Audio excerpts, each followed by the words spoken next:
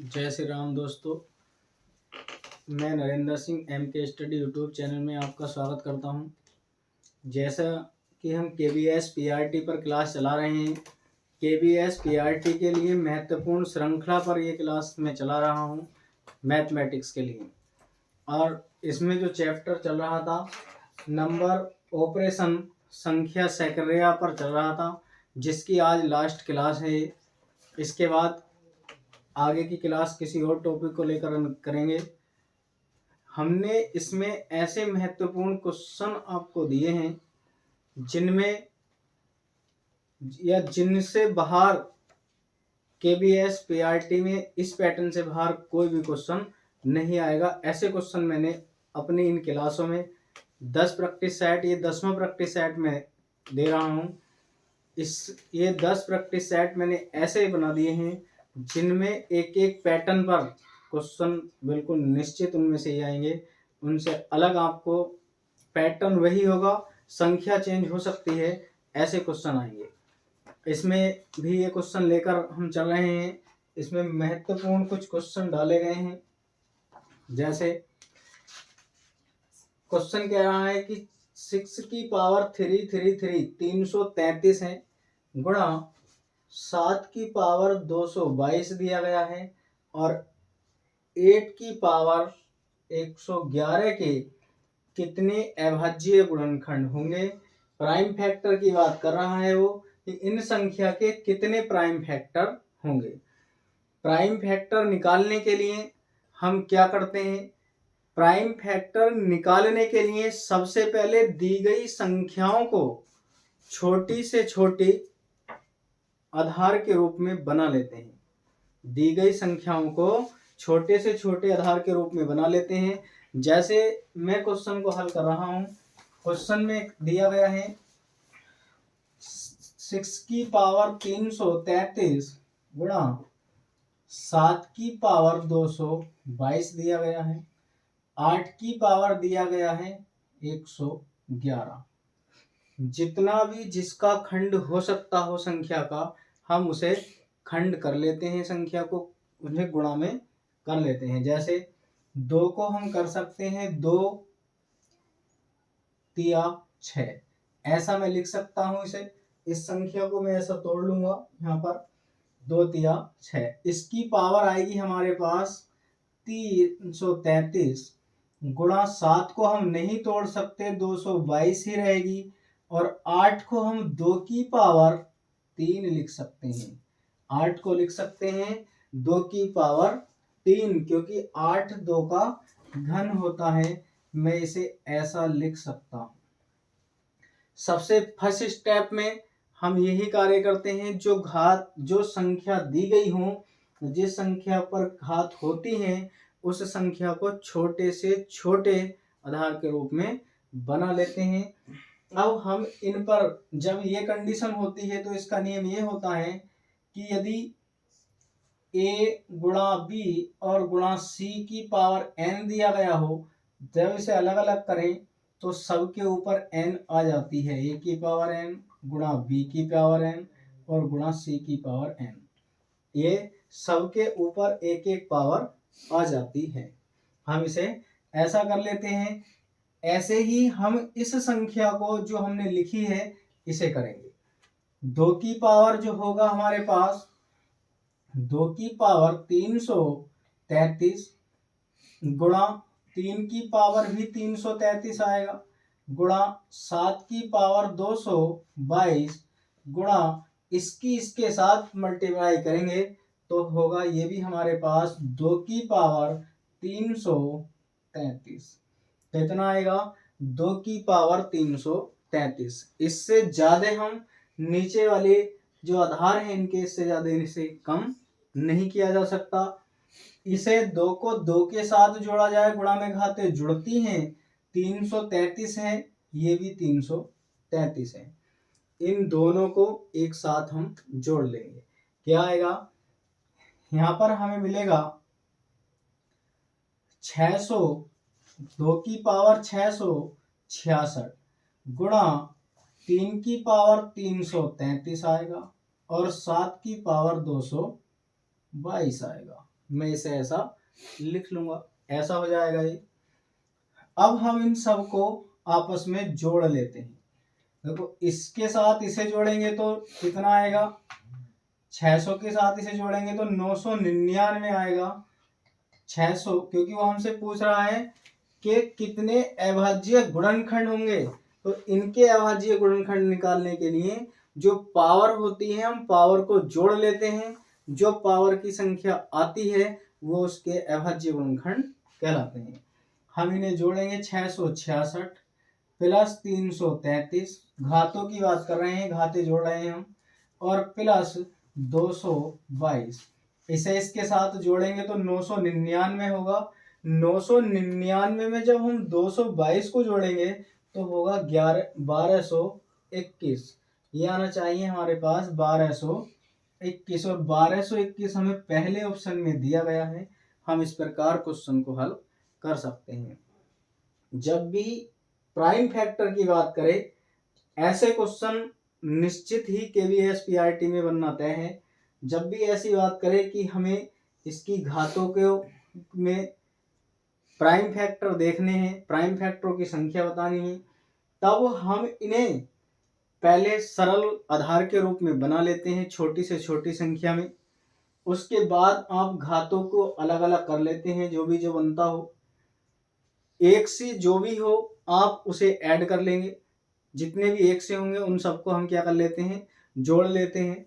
उन्हें जोड़ने के बाद फिर जो बचते हैं उन सब की पावर को एक साथ ऐड कर लेते हैं, और जो भी ऐड की गई पावर आती है वो उसका अभाज्य गुणनखंड कहलाता है, अर्थात प्राइम फैक्टर कहलाता है। आगे क्वेश्चन दिया गया है इसी प्रकार।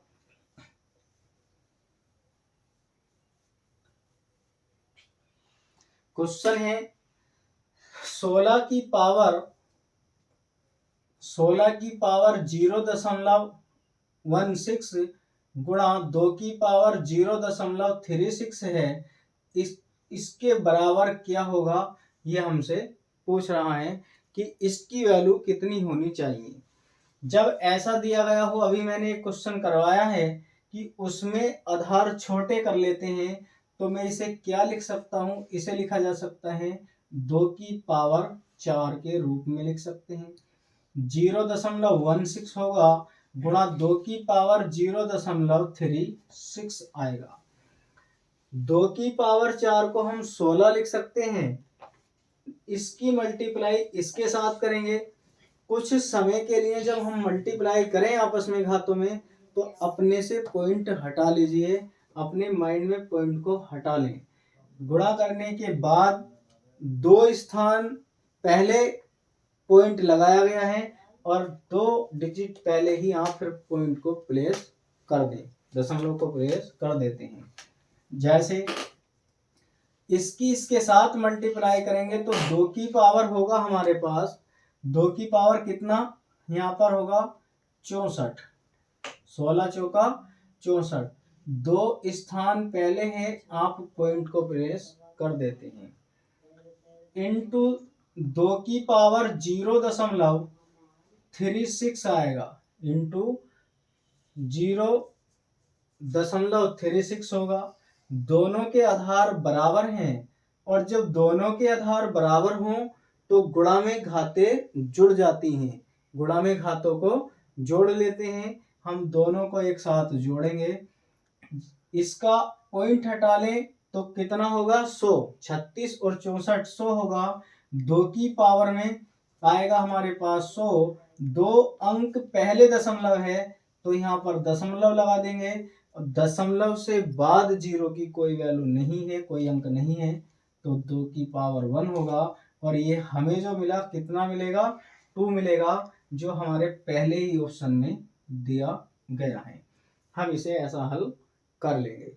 ये सभी इंपॉर्टेंट क्वेश्चन पैटर्न पर लिए जाते हैं जो आने की संभावना है या कहीं ना कहीं केवीएस पीआरटी यूपी टेट इत्यादि में आ चुके हैं।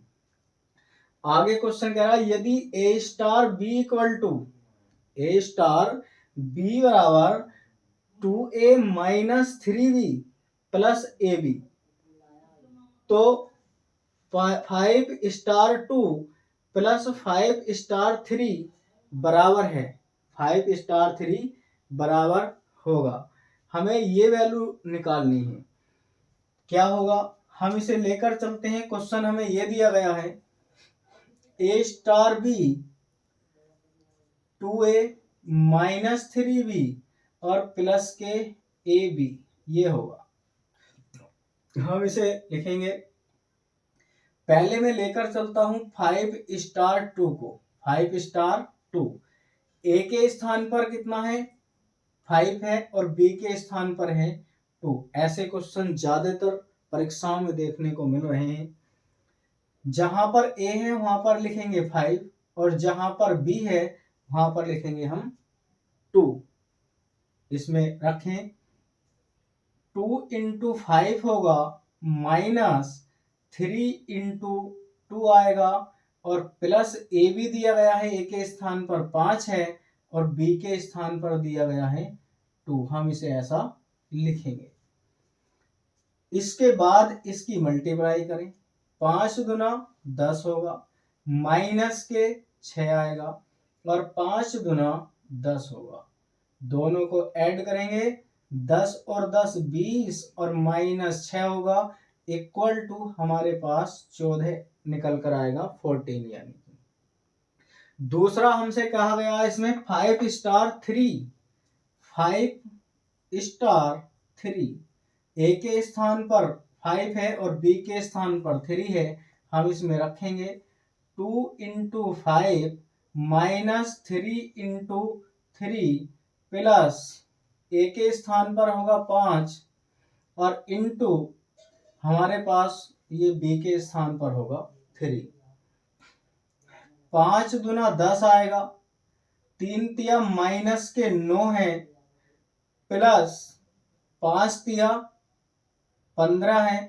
इसे इसके साथ जोड़े हम तो 25 होगा और 9 घटाएंगे इसमें से 25 में से तो बचेगा 16।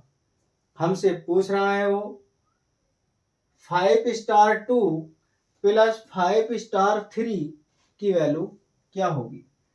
तो ये होगा 5 star 2 plus 5 star 3 equal to इसकी वैल्यू 14 है प्लस ये 16 है। ये हमारे पास दोनों जुड़कर 30 हो जाएंगे और 30 हमारे इसका आंसर होगा। 2a minus 3b plus ab के स्थान पर रखने पर इन्हें हमें जो 5 स्टार 2 प्लस 5 स्टार 3 की वैल्यू प्राप्त हुई वो हमारे पास 30 प्राप्त हुई, जो हमें सी ऑप्शन में मिलता है। आगे क्वेश्चन कह रहा है, क्वेश्चन है विषम भिन्नों के समूह। ये क्वेश्चन 100% आपको देखने को मिलेंगे। भिन्न से संबंधित क्वेश्चन आपको देखने को मिलेगा। जो कह रहा है वो ये दोनों ही क्वेश्चन फ्रैक्शन से लिए गए हैं और फ्रैक्शन से संबंधित क्वेश्चन केवीएस पीआरटी में बनता है। विषम भिन्नों के समूह को चुनिए। Select the group of improper fraction. Improper fraction जो होता है हम इसे कहते हैं अनुचित भिन्न। अनुचित भिन्न और प्रॉपर फ्रैक्शन जो होते हैं वो होते हैं उचित भिन्न।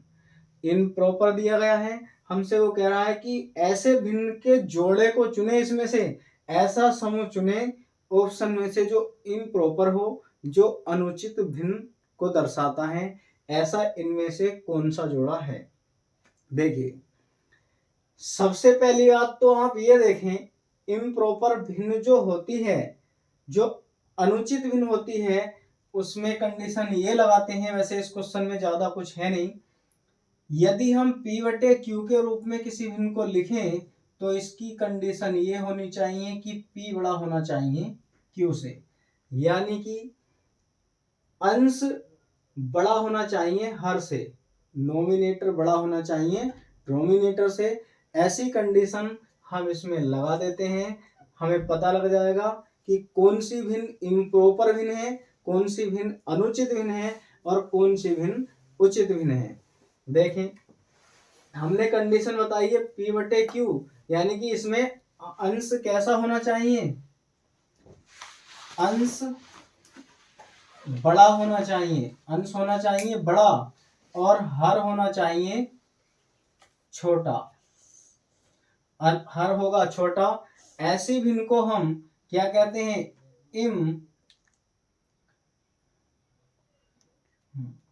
इम्प्रॉपर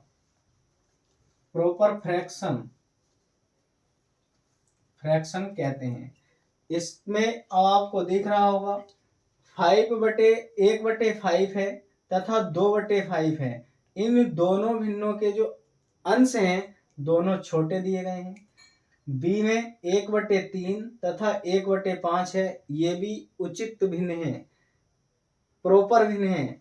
ये 4 है तथा ये 8 है। इसमें कुछ हद तक चल सकता है क्योंकि हमारे पास 4 दिया गया है एंड 1/8 दिया गया। इसके नीचे तो 1 लगा देंगे, परंतु ये वाली संख्या गड़बड़ कर रही है।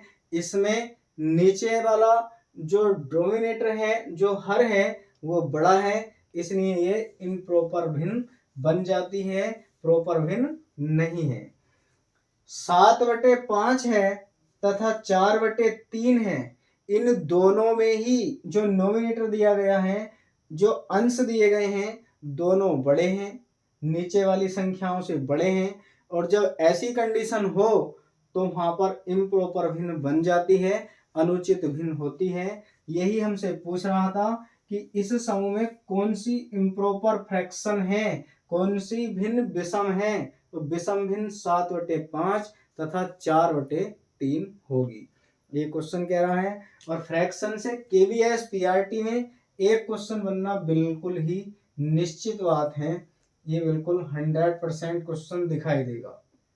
आगे क्वेश्चन कह रहा है निम्नलिखित भिन्नों में से सबसे बड़ी और सबसे छोटी भिन्न क्रम से हैं।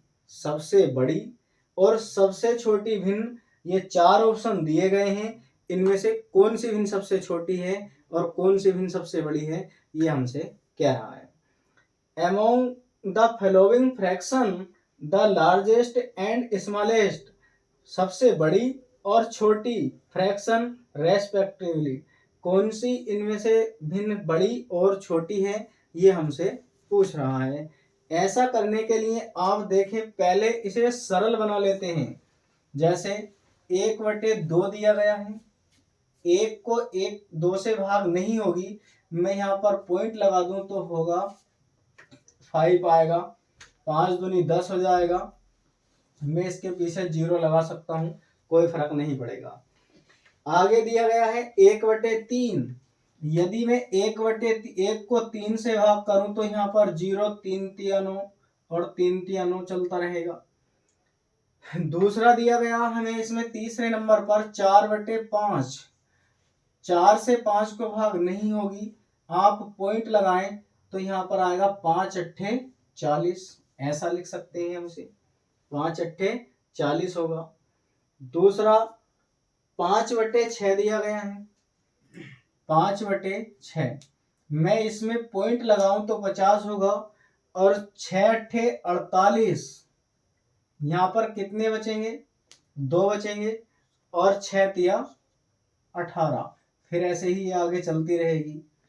आगे हमें दिया गया है 3/4 और 3/4 में मैं 3 को 4 से भाग करूं तो यहाँ पर पॉइंट लगाकर 0 बढ़ा लेंगे, 30 होगा। 4 सत्ते 28, 2 बचेंगे और 4 पंजे 20, ये 0.57 हो जाएगा। अब क्वेश्चन जो कह रहा है, क्वेश्चन पर ध्यान दें। क्वेश्चन की बात जो क्वेश्चन कह रहा है इस पर ध्यान दें। क्वेश्चन ने हमसे पूछा है कि सबसे बड़ी और सबसे छोटी भिन्नों का क्रम क्या होगा, ये क्या होंगी। तो हम कैसे निकालेंगे इसमें? यदि मैं आप इसमें देखें 1/2 है, इन दोनों का अंतर 1 है। 1/3 है, मैं यहाँ पर लिख देता हूं 1/2 है और 1/3 इसका अंतर 1 है, इसका अंतर 2 है। 1/5 जिनमें समान अंतर है मैं उन्हें लिख रहा हूं।